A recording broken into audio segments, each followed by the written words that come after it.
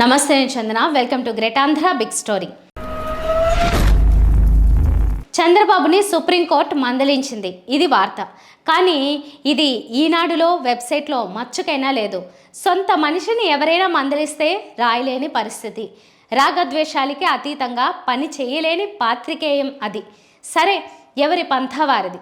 చూస్తే ఏబిఎన్, టీవీ5లు కూడా ఇదే పంథాలో ఉన్నాయా అంటే లేవు. ఆ రెండు ఛానల్స్ ఉన్న విషయాన్ని రిపోర్ట్ చేశాయి. ప్రధాన వార్తగానే డిస్కషన్ పెట్టాయి.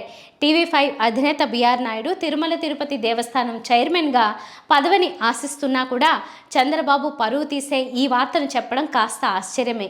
సరే, మీడియాల సంగతి పక్కన పెడితే చంద్రబాబు, పవన్ కళ్యాణ్లు ఇప్పటికైనా కళ్ళు తెరవాలి.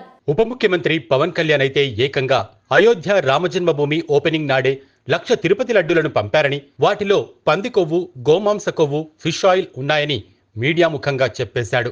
ఇది ఎంతో మంది హిందువుల మనోభావాలకు సంబంధించిన విషయం. చెప్పే ముందు సాక్ష్యాలేవి? రామజన్మభూమి మందిరం జనవరి 2024లో తెరుచుకుంది. కల్తీ ఉందని అనుమానిస్తున్న ఏఆర్ డైరీ నెయ్యి జూలై 2024 నాటిది. అంతకుముందు ఎప్పుడు ఈ బ్రాండ్ నెయ్యి తిరుమలకు సప్లై కాలేదు అని ఆధారాలు చెబుతున్నాయి. అలాంటప్పుడు జనవరి నాటి లడ్డూల్లో వాడిన నేతిలో కల్తీ ఉందని చెప్పడానికి ఆధారం ఏంటి? సరిగ్గా ఇలాంటి ప్రశ్నే నేడు సుప్రీంకోర్టు చంద్రబాబుని అడిగింది. ఇంతకీ సుప్రీం చంద్రబాబుని ఏమడిగిందో, ఏమన్నదో క్లుప్తంగా చెప్పుకుందాం. నెయ్యి ఖచ్చితంగా కల్తీ అయినట్టు సాక్ష్యమేంటి?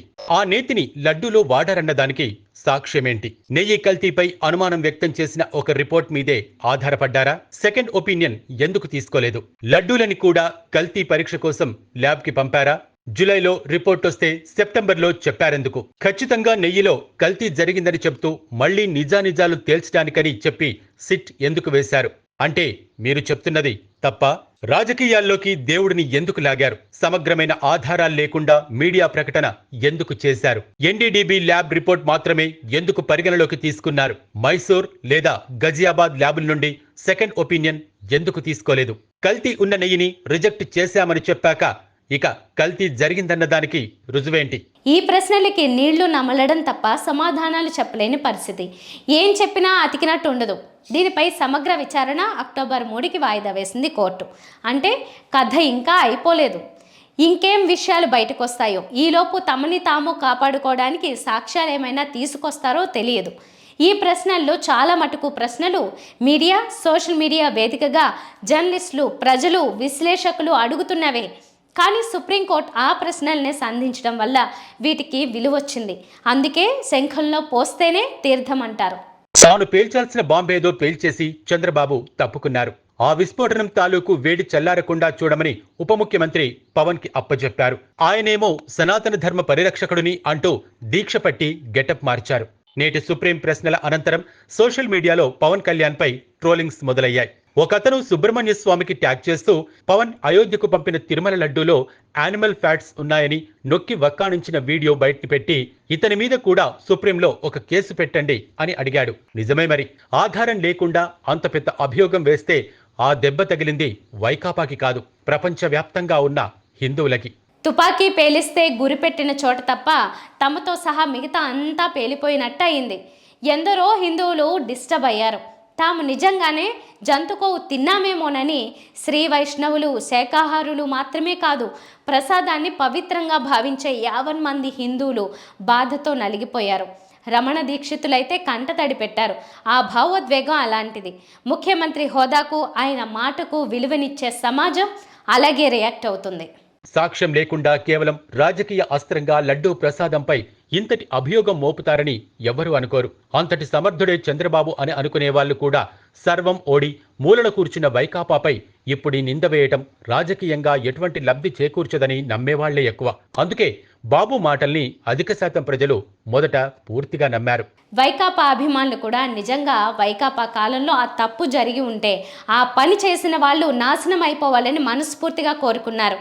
పార్టీలకు అతీతంగా ఎవరు ఆ తప్పు చేసినా క్షమించేది లేదని కలియుగ దైవాన్ని అన్నిటికంటే పెద్ద శక్తిగా భావించిన ప్రతి హిందువు అనుకున్నాడు. భూమన కరుణాకర్ రెడ్డి కూడా ఇలాంటి మాటలే అంటూ తిరుమలలో ప్రతిజ్ఞ చేశాడు. అవధాని మాడుగుల నాగఫణి శర్మ అయితే టీవీ5 స్టూడియోలో కూర్చుని లైవ్లో తిరుమల లడ్డూ ప్రసాదం తింటూ భక్తులెవరూ సంశయించవద్దు, ఆ ప్రసాదపు రోజులు పోయాయి, ఇప్పుడు మనం తీసుకుంటున్నది శుద్ధమైన స్వామి అనుగ్రహ పాత్రమైన ప్రసాదం అంటూ తిని చూపించారు. అంతటి సరస్వతీ పుత్రుడు, జ్ఞాని, ధర్మశాస్త్రం చదువుకున్నవాడు కూడా చంద్రబాబు మాటల్ని నమ్మి ఇంకేమీ స్వీయ చిత్తంతో ఆలోచించకుండా ఈ మాటలన్నారు. ఇక మామూలు మనుషుల పరిస్థితి ఏమిటి? ఈ తతంగం ముగిశాక నింపాదిగా ఆలోచించి సోషల్ మీడియాలో పలు వాదనలు విన్నాక కొందరికి మబ్బులు విడడం మొదలయ్యాయి. ఇదేదో తప్పుడు ఆరోపణే అని అనుమానించడం మొదలుపెట్టారు. ఆ అనుమానాలనే సుప్రీం ప్రశ్నలుగా సంధించింది. ఇప్పుడు చంద్రబాబు వైపు వకీల్ సాబులు ఏం చెప్తారో చూడాలి. అక్టోబర్ 3న పవన్ కళ్యాణ్ విషయానికి వద్దాం. సనాతనవాదిగా తనను తాను మార్చుకున్న ఈ చెగువేరా అభిమాని ప్రస్తుతం దీక్షలో ఉన్నారు. అలా ఉంటూనే హరిహర వీరమల్లు షూటింగ్ లో కూడా చేస్తున్నారు. దీక్ష చేస్తూ హీరోయిన్ సమేతంగా షూటింగ్ ఏమిటో, అంటే అది కేవలం రాజకీయ దీక్ష. నిజమైన సనాతనవాదైతే ఇలాగే చేస్తాడా? ఇదేనా చిత్తశుద్ధి? వందే భారత్ రైల్లో చిడతలు వాయిస్తూ కామెడీ చేసిన కొంపెల్ల మాధవీలతకి, ముత్తైదువల గుడిమెట్లు కడిగి హడావిడి చేసిన పవన్ కళ్యాణ్కి తేడా ఏమీ కనబడట్లేదు అని సోషల్ మీడియాలో ఒక వ్యాఖ్య. సినిమాల్లో హీరో చెబితే ప్రజలంతా ఫాలో అయిపోయినట్టు నిజ జీవితంలో జరగదు. ఏ మాట అనాలన్నా ఆలోచించాలి. జనం సాక్ష్యాలు అడుగుతారు. మరేదో విషయం అయితే సరే, సాక్షాత్తు తిరుమల వెంకన్న విషయంలో రాజకీయ అభిమానాన్ని పక్కన పెట్టి కూడా ప్రశ్నిస్తారు. ఎందుకంటే ఎంత చంద్రబాబు అభిమానానికైనా తిరుమల వెంకటేశ్వరుడు తర్వాతే. తేడా వస్తే ఊరుకోరు. అయినా సనాతనవాది పవన్ కళ్యాణ్కి 2003లో చంద్రబాబు హయాంలో తిరుమలలో 1000 కాళ్ళ మండపాన్ని కూల్చడం సనాతన ధర్మంపై దాడి అనిపించలేదా? ఆ పని చేసినందుకు అప్పట్లో ఎందరో సనాతనవాదులు బాధపడ్డారు. అలిపిరి నక్సల్ బ్లాస్ట్ జరగడానికి కూడా 1000 కాళ్ళ మండపం కూల్చివేతే కారణమని చెప్పుకున్నారు. భగవంతుడు ఒక తప్పుకి వార్నింగ్ ఇచ్చి క్షమిస్తాడు. మళ్ళీ తప్పు చేస్తే ఇక కష్టం. 1000 కాళ్ళ మండపం విషయంలో అప్పుడు అలా అయ్యింది. ఇప్పుడిది ప్రసాదం విషయం. నిజంగా తప్పు జరిగుంటే ఆ తప్పు చేసిన వాళ్ళని గోవిందుడు క్షమించడు. ఒకవేళ చంద్రబాబుది నిరాధారమైన రాజకీయ ఆరోపణ అయితే ఆయన తక్షణం చేసిన తప్పు మీడియా ముఖంగా ఒప్పేసుకోవటం మంచిది. అలా కాకుండా నిరాధారమైన విషయం అని తెలిసినా ఆధారాలు పుట్టించి తన మాటను నిజం చేయాలనే ప్రయత్నం చేస్తే న్యాయస్థానాల నుంచి తప్పించుకోవచ్చేనేమో కానీ భగవంతుడి నుంచి తప్పించుకోవటం ఈసారి కష్టం అని ఒక సిద్ధాంతి ఉవాచ. చంద్రబాబు గారి నిర్ణయం ఏదైనా కావచ్చు, ఆయన ఇష్టం.